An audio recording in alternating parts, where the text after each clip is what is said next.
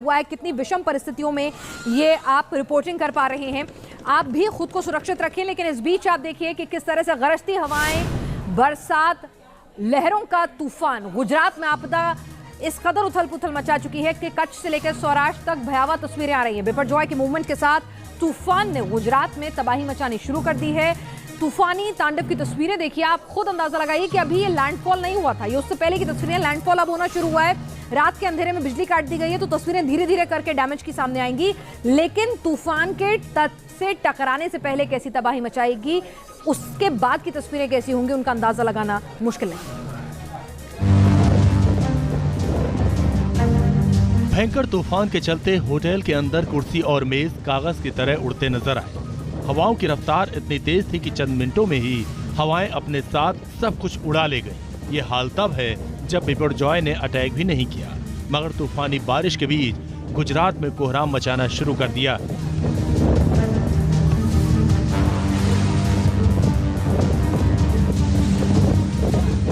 तूफान कितना ताकतवर है, इसका अंदाजा आप जखो पोर्ट पर उड़ते हुए टिन कंटेनर से लगा सकते हैं। आंधी और बारिश के बीच भारी भरकम कंटेनर किसी दफ्ती के डिब्बों की तरह झूलते नजर आए। आपको बता दें कि गुजरात के जखो में आंधी तूफान से विजिबिलिटी कम हो गई। गुजरात के द्वारका मंदिर के गोमती घाट तक समंदर की लहरों ने अटैक किया। घाटों की सीढ़ियां और चबूतरा भी पानी में समा चुका है। तस्वीरों में नजर आ रहा है कि ऊंची ऊंची लहरें कितनी विकराल हो गई हैं। करीब 15 से 20 फीट तक लहरें उठी और मंदिर के चबूतरे के बाद ऊपर तक पहुंच गईं।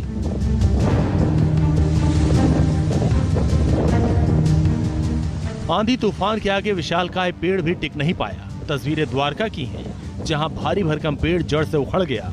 इसी तरह द्वारका में जगह जगह पेड़ उखड़े हुए नजर आए। तमाम रास्ते टूटे हुए पेड़ों से पट गए।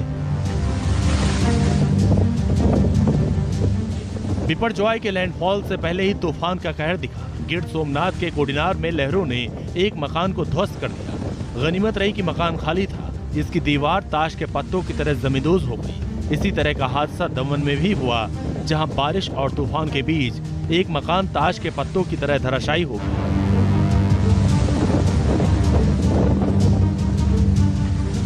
बिपरजॉय के अटैक से पहले ही समंदर की लहरें सुनामी का डर दिखाने लगी। कच्छ के अरब सागर में 20 फीट तक लहरें उठी और देखते ही देखते पुल को अपनी चपेट में ले लिया। जिस दौरान लहरों ने पुल पर अटैक किया था, उस दौरान लोग आ जा रहे थे। गनीमत रही कि कोई बड़ा हादसा नहीं हुआ। तूफान की वजह से मांडवी में तेज बारिश हो रही है। आसमान में घने बादल छाए हैं और समंदर उफान पर है। हवा की रफ्तार इतनी तेज है कि सब कुछ उड़ा ले जाने पर आमादा है। मांडवी में भी समंदर की ऊंची ऊंची लहरें लोगों को डरा रही हैं। इसी से अंदाजा लगाया जा सकता है कि बिपरजॉय तूफान कितना घातक होने वाला है। समंदर का पानी शहर के अंदर दाखिल हो गया है। सड़कें डूब गई हैं। समंदर किनारे बने घरों को लहरों ने अपने आगोश में ले लिया।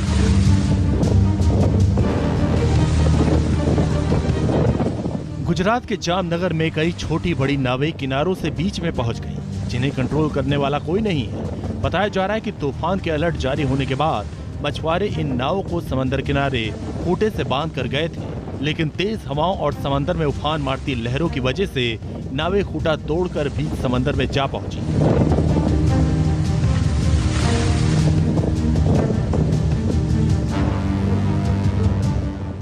जामनगर में बारिश के बाद बाढ़ जैसे हालात बन गए हैं। तूफान से पहले ही लोगों को काफी नुकसान उठाना पड़ा। वाटर लॉगिंग हालात को ज्यादा बिगाड़ रहा है। गुजरात के अमरेली में भी तूफानी बारिश से कोहराम मचा है। यही हाल गुजरात के मोरवी का है। तेज हवाओं के चलते लोग अपने घरों में दुबके हैं। कच्छ की बात करें तो बारिश ने यहाँ भी कहर ढाना शुरू कर दिया।